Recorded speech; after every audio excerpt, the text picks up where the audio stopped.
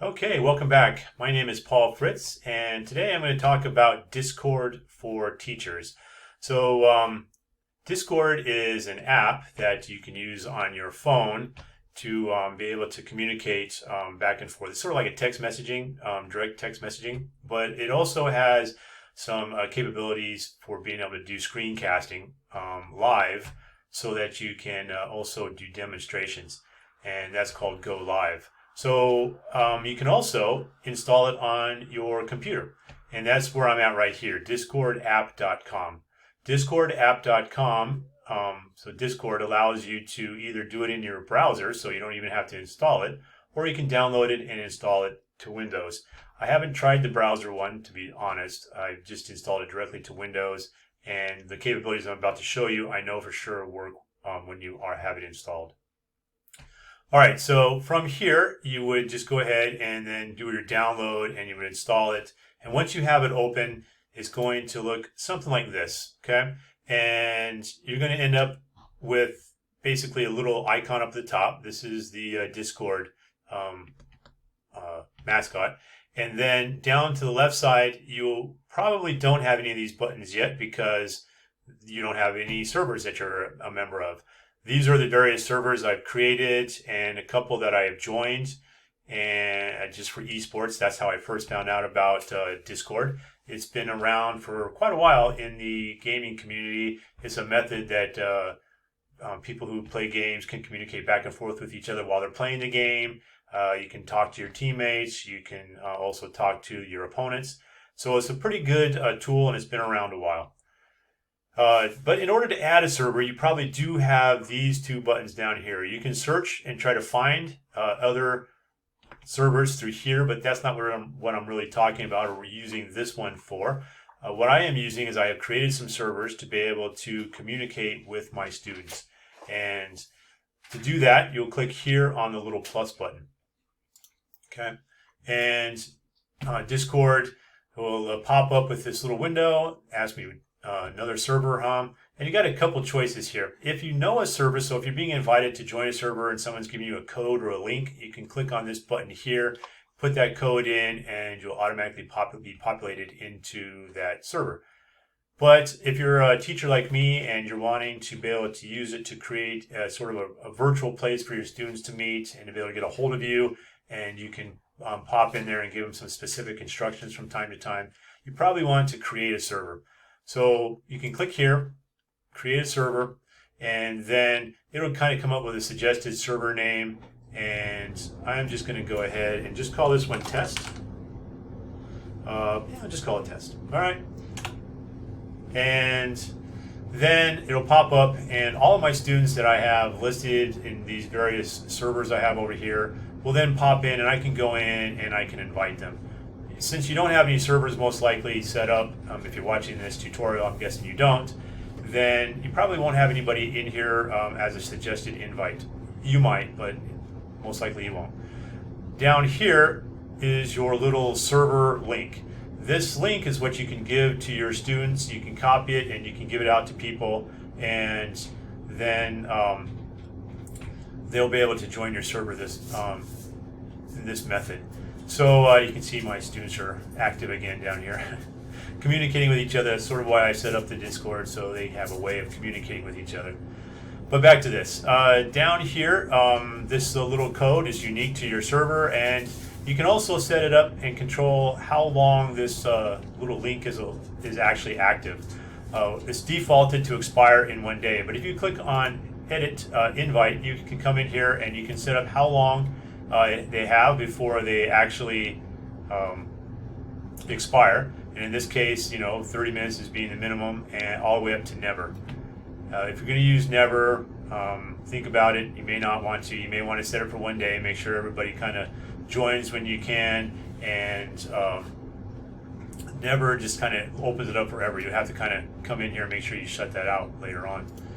And then the other thing that you can also set up, if you do want to set it up for never, you might want to consider setting a limit to how many people can actually pop in. Okay. And then once you do that, you can go ahead and close this. You can also create a new link if you think your old link has been compromised. You want to create a new link if it expired. You can come in here and create a new link. All right, so once that's done, you can go ahead and get that out to your students, and they'll start popping in, and then it'll kind of populate like this. You'll start to see students popping in here, and so then my students, they're all communicating because they're trying to install this software that I've told them they need to install. Anyway, so back here to what we're looking at. So this will be your students. You'll see them pop in here. Over here on the right-hand side, for my server, these are all the people that are part of the server. And you can see I have quite a few that aren't participating right now. And in here, you can click on any one of them. Say you wanted to communicate with a student, then you can go ahead and click on here and direct message them right in here. And what will happen is when you direct message somebody, they'll pop you over to here, and your direct messaging with that student will then pop up, and you can kind of see what your history is with them and any questions that they might have asked you in the past, so you can always revisit it if you need to. All right, so that's sort of the basic text messaging and what the general channel is here. Typically, you may end up with another little icon up here. I've closed that out so it doesn't pop in and bug me. But this text channels, this is your general. This is the default one that comes in here. You can add additional channels. So if you wanted to break it down so you had specific channels for specific topics within your class, you could come in here. You could, have another.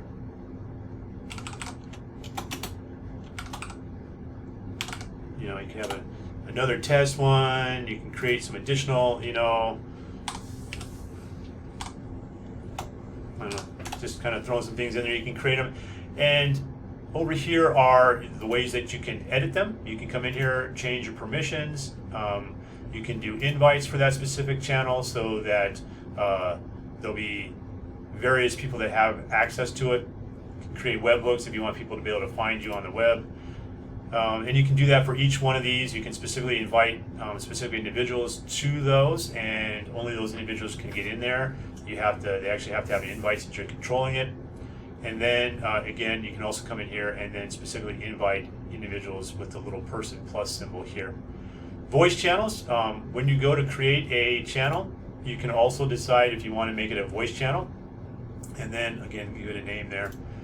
So a voice channel allows you to communicate through voice. So if I clicked on my general here, you see that voice popped up connected down here, and then see how this little icon right here, that's my symbol, and every time I stop talking, the little green ring goes away.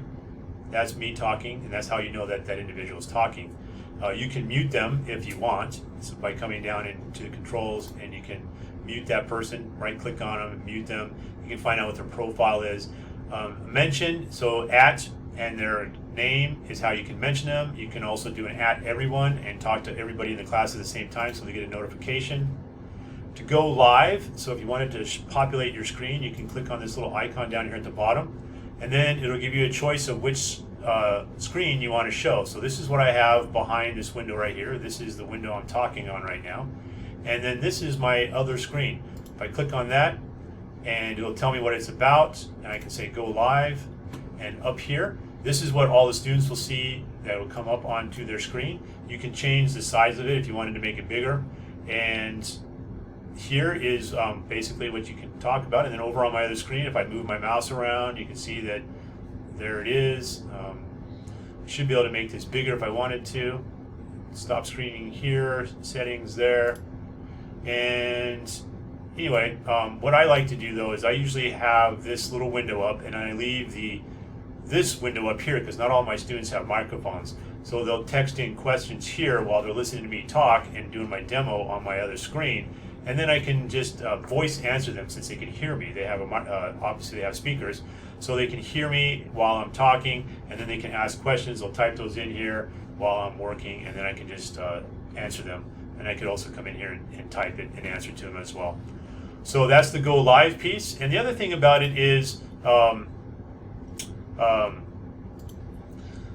what I can do is with this, lost my train of thought for a second here, with the ability to communicate with them this way, I can demo my screen, but they can also, over here, they'll have an option to go live as well, and they can click and go live. That kind of bumps me out of being live, but their screen will then be seen by all the other students and also by me, and they can kind of talk through some of the issues that they're having or some of the questions that they have specifically off of their computer screen.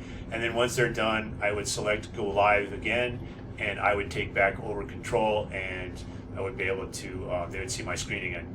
So that's a good way of being able to do that. Anyway, that's pretty much it for the basics of Discord. There's a lot more things you can do. Down here, this is where you would text in messages if you wanted to. Like I said, I can do it at everyone, and I could, you know, put a message out to them if I can type.